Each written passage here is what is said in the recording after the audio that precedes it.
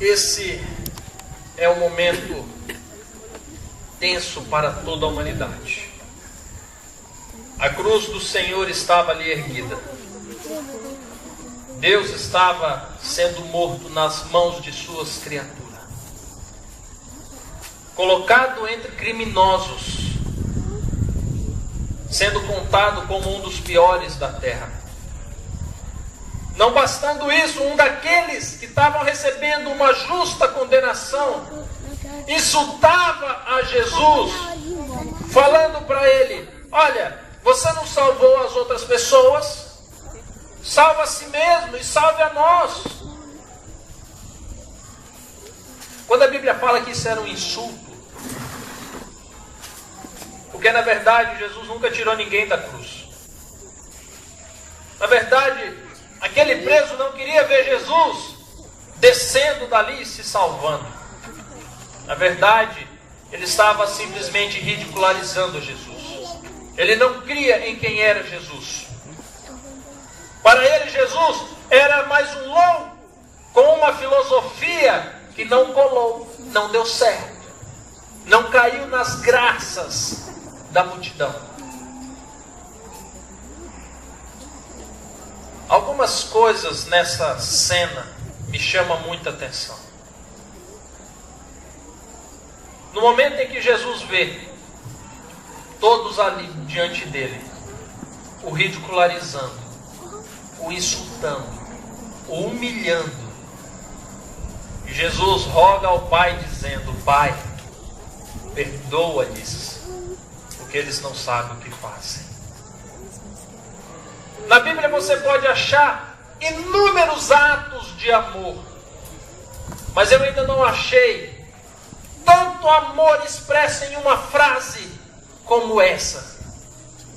Um momento em que Jesus, que só promoveu o bem, que só fez o bem a todos quanto lhe procuravam, Jesus ressuscitou, Jesus curou, Jesus multiplicou alimento, Jesus resgatou a autoestima, Jesus reintegrou pessoas à sociedade.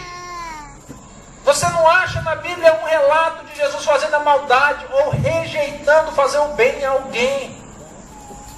E agora essas pessoas, movidas por um espírito satânico, zombam de Jesus, o instiga a fazer algo que não era de sua natureza, que seria descer dali e mostrar vingança àquele povo.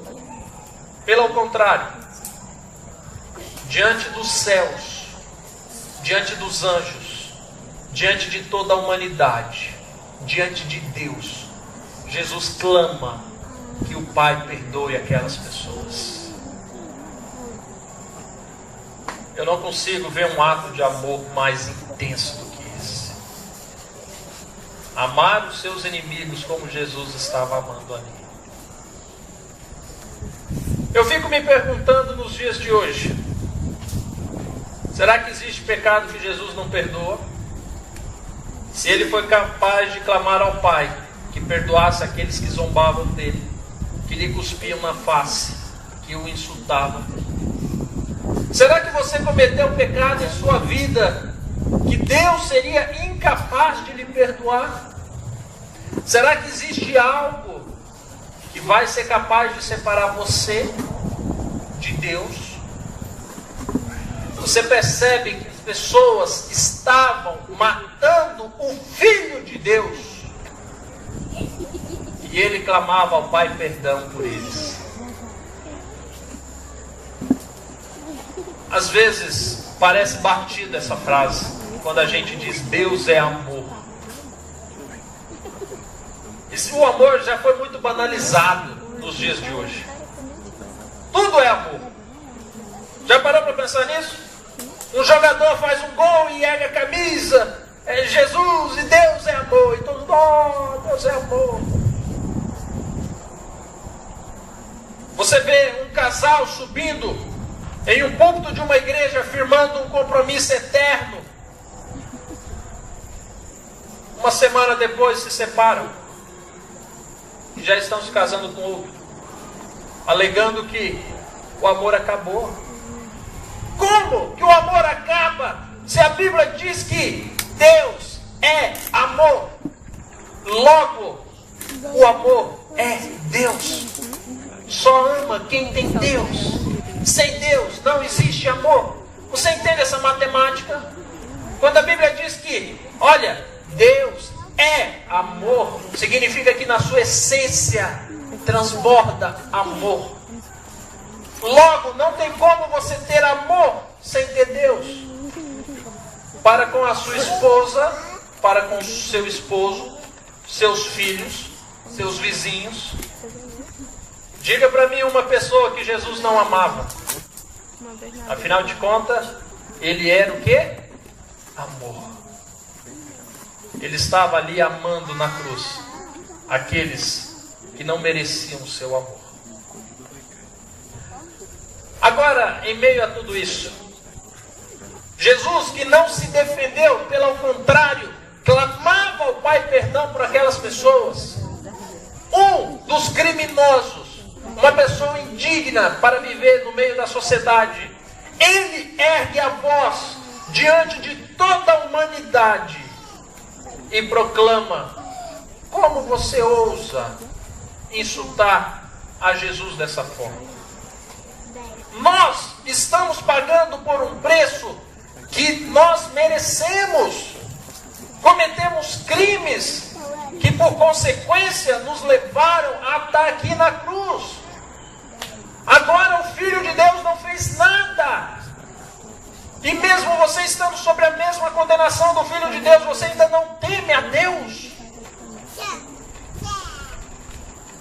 Você parou para pensar que essa voz, no momento em que a terra estava em silêncio, ecoou por todo o globo terrestre, se estendeu pelos tempos.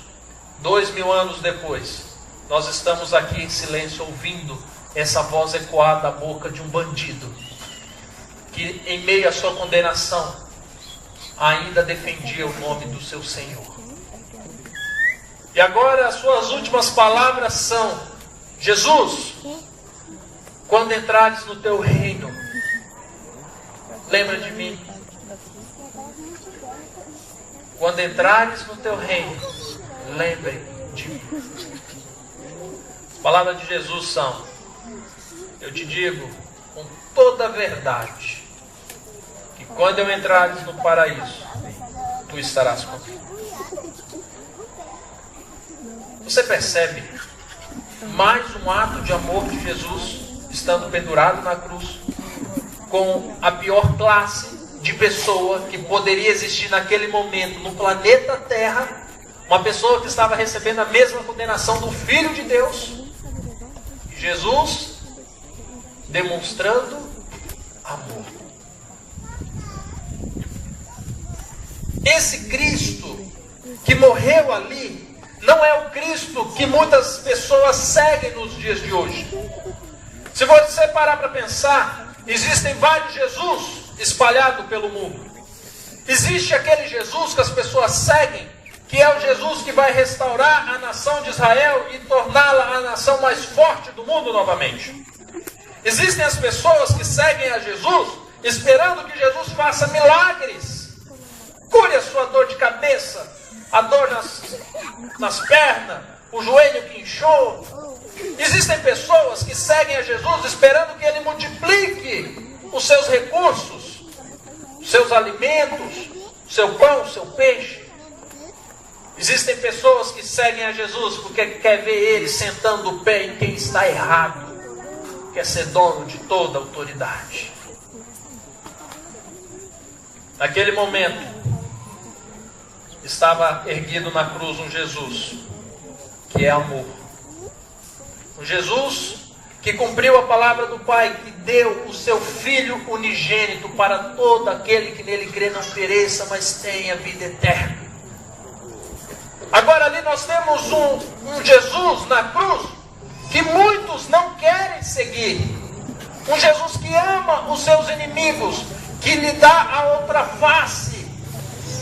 Um Jesus que perdoa, um Jesus que serve, um Jesus que é humilhado, um Jesus que é capaz de morrer para que o nome de Deus seja erguido. A esse Jesus poucos querem servir.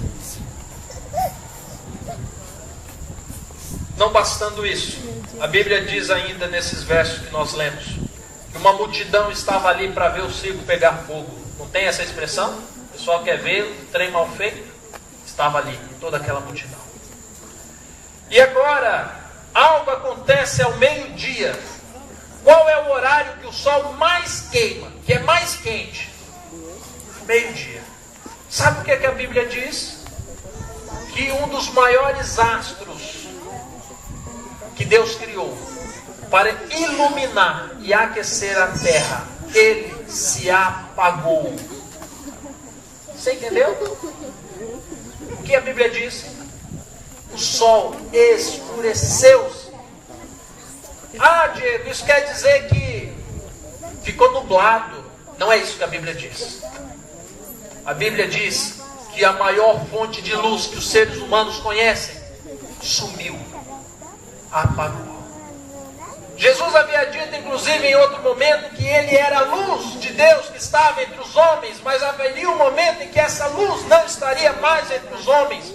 E a Bíblia diz que toda a terra se transformou em trevas. Toda a terra se transforma em trevas. E as pessoas agora, olhando tudo aquilo, vão ficando assustadas. E naquele momento Jesus clama ao céu: Pai, em tuas mãos entrego o meu espírito. E Jesus morreu. Jesus morre. Um grande terremoto abala tudo. De repente o véu do santuário, a quase 5 quilômetros de distância, se rasga ao meio. Um centurião, um dos líderes do exército que estava ali, ao ver essa cena, começa a glorificar a Deus e proclama: certamente esse era o Filho de Deus. A multidão que foi clamando: crucifica-o, crucifica-o, se entristeceram e foram embora. O Filho de Deus estava morto. A luz de Deus esteve com os homens, e os homens não a notaram. Só perceberam quando essa luz se apagou. Eu quero dizer para você que aquela multidão foi embora triste, porque elas perceberam o erro que elas haviam cometido. Elas perceberam o tamanho da encrenca em que se enfiaram ao rejeitarem o Filho de Deus que estava com eles para conceder amor, para conceder oportunidade. Sexta-feira, nesse horário, Jesus está morto há 2000 anos atrás. Seu corpo foi retirado e levado até uma tumba. Os discípulos se afastaram, assistiram tudo de longe. As multidões foram embora. Eles diziam assim: Jesus morreu, acabou-se. Mas os líderes que haviam matado a Jesus lembravam da promessa dele, dizendo: olha, o santuário será destruído, mas ao terceiro dia será reconstruído. E eles falaram: está óbvio, Jesus vai ser morto, mas ele vai ressuscitar.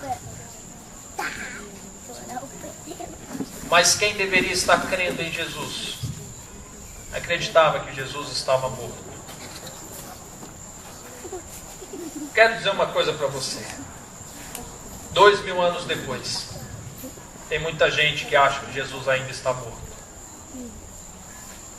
Eu não sei você, se até esse momento você crê que Jesus está morto. Se você acha que Jesus é uma deixa para um discurso bonito, que é símbolo de uma palavra motivacional para você acreditar em si mesmo e viver bem. Mas eu digo para você que Jesus não está morto. Nós nem chegamos ainda no domingo em que ele ressuscita. Mas eu já estou dando um spoiler do que está por vir. Jesus está vivo. E olha, eu conheci uma mulher que descobriu isso. Certo dia eu estava em Anápolis. E eu me recordo que eu havia pego alguns livros. E eu saí em um bairro da cidade, distribuindo esses livros aleatoriamente. E eu pegava o livro, batia em uma porta, a pessoa vinha, e eu falava: olha, eu trouxe um presente de Deus para você. Jesus me mandou lhe entregar um presente. E as pessoas ficavam surpresas: que história é essa? Presente? Era um livro bonito. E as pessoas já indagavam, falavam assim: olha, quanto que é? Não tem preço, é um presente. E eu confesso para vocês que eu percebia que as pessoas achavam que eu era doido. Mas enfim, superado isso, eu fui andando. E a tarde foi passando. Chegou no momento que o carro já estava longe e eu estava próximo a uma ladeira. E eu olhei e percebi que eu só tinha um livro nas mãos. E eu pensei: e agora? Em que casa que eu vou bater para entregar esse livro? Se eu voltar até o carro para pegar mais, corre o risco de, quando terminar a rua, ainda vou ter livro, e aí eu vou ir para outra rua e eu vou ficar nesse ciclo. Então eu pensei: vou orar a Deus, e Ele vai me levar até a pessoa que está precisando desse livro agora. Peguei o livro e comecei. Andando no meio da rua, parei, olhei para uma casa, pensei: será que é essa? Não é essa. Olhava para outra, orava ao Senhor e pensava: será que é essa? E Deus não falava nada. Ia para outra. Parava na frente, olhava, Deus não falava nada. Lembra que eu falei que eu acho que o pessoal olhava e me achava doido? Nesse momento eu tive certeza, porque se alguém sai na rua e tem um cara andando com um livro na mão e para de porta em porta, no mínimo é doido, ou está querendo assaltar, ou... para mim é doido. Mas fato é que eu andei a rua toda. E quando eu estava chegando no final da rua, eu já estava pensando: realmente eu sou doido, porque Deus não me chamou atenção para casa nenhuma. E no final da rua, haviam 3 casas, aquelas casas conjugadas, que são iguais às fachadas. Naquele momento Deus falou para mim: é ali. Vai lá. E quando eu olhei para as 3 casas, uma estava totalmente fechada. A primeira casa totalmente fechada. A segunda casa estava com as janelas e as portas abertas. Na terceira casa tinha movimento de criança. E eu olhei mais uma vez e falei: Senhor, em qual das casas que eu vou? Jesus falou assim para mim: vai na primeira. E eu pensei comigo: está errado. Primeiro está óbvio que não tem ninguém. Pode ser na que tem gente andando, ou senão na que está tudo aberto. Jesus reforçou, falou: é na primeira. Tudo bem. Peguei o livro, coloquei ele no peito. O livro, ele tinha na capa escrito a frase: a grande esperança. Eu cheguei no portão, bati no portão, armei um sorrisão e fiquei aguardando alguém aparecer. Mas ninguém apareceu. E eu ficava pensando assim: gente, eu estou aqui batendo essa porta e nas outras eu tenho certeza que tem gente. Mas tudo bem, o Senhor falou que é aqui, então é aqui. Eu bati pela segunda vez. Bati no portão, armei o sorrisão e fiquei aguardando e ninguém apareceu. Mas Jesus não erra. E Ele me falou: vai de novo. E eu bati a terceira vez. Armei o sorrisão e de repente a porta se abriu. Havia garagem, a porta estava no final da garagem. Abriu-se uma porta, só veio a cabecinha olhando. Era uma mulher chamada Priscila. Ela saiu, ela começou a andar rumo ao portão. De repente ela começou a ler o livro, a capa do livro.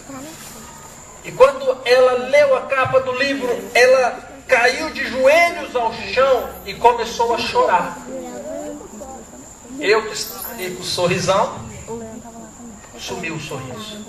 E eu comecei a pensar, o que está acontecendo com ela? E ela chorou debruçada ao chão, até que ela se recompôs, chegou até mim e disse assim: foi Deus, foi Jesus que mandou você aqui. Eu sabia que havia sido Jesus que me mandou ali, mas eu perguntei para ela: por que você diz isso para mim? E ela disse assim: olha, vou te contar uma breve história. Há um tempo atrás, a minha vida e minha família estava tudo ótimo. Até que eu perdi meu pai. E com a morte do meu pai, eu fiquei muito abalada. Mas eu ainda tinha algumas pessoas a quem eu me apegava. Logo eu perdi meu sogro, que era uma outra figura em quem eu me apoiava muito. Passou mais alguns dias, eu percebi que eu estava sendo tomado pela depressão. E em meio a crises de choro, uma instabilidade emocional, meu marido me largou. Tudo que me restou foi meu filho. Mas a minha família me tomou ele, porque dizia que eu não tinha mais condição de cuidar dele. Em meio a tudo isso que foi acontecendo, eu comecei a fazer uso de coisas que eu sabia que não fazia bem para mim, mas eu queria ofender a minha família. Eu queria mostrar para eles, se eles diziam que eu não prestava, agora sim que eu ia mostrar que eu não prestava. E ela disse que entrou em um relacionamento homossexual no único intuito de contrariar a mãe, porque a mãe era religiosa e ela sabia que aquilo seria uma grande vergonha para a mãe. E ela dizia assim: olha, eu nem gosto da minha namorada, mas só para eu ver o ódio da minha mãe, eu me relaciono com ela. E ela terminou dizendo assim: mas chegou um momento em que eu percebi que ao invés de destruir as outras pessoas, eu estava me destruindo. Eu percebi que a minha vida havia chegado ao fim. E eu peguei uma arma. Eu sentei no chão da sala, coloquei a arma no céu da boca, a engatilhei. E eu fiz uma prece dizendo assim: Jesus, se você existe e tem um plano para a minha vida, que você se manifeste agora, ou eu vou acabar com a minha vida. De repente ela ouviu uma batida no portão.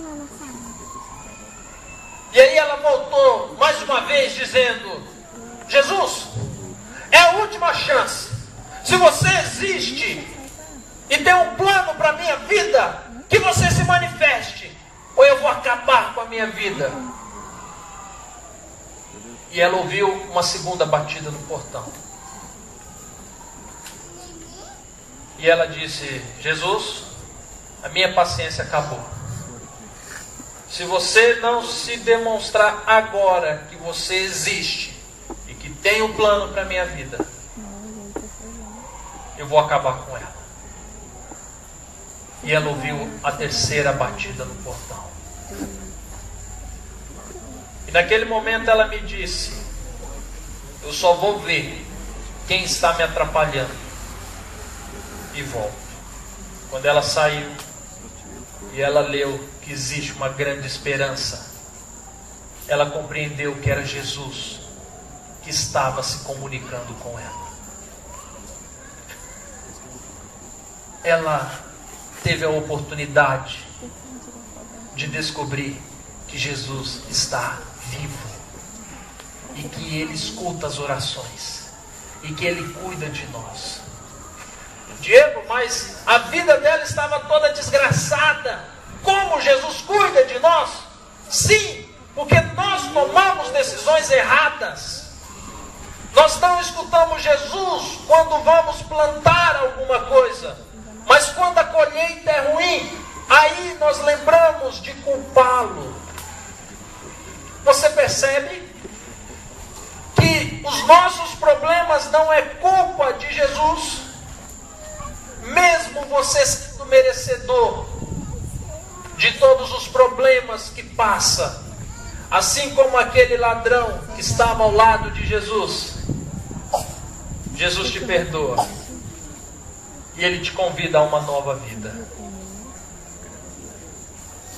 Eu tenho visto pessoas a cada dia conhecendo a esse Jesus que está vivo, que não morrerá jamais, que viverá para todo sempre e que está preparando um lugar maravilhoso para que todo aquele que nele crê possa viver com Ele.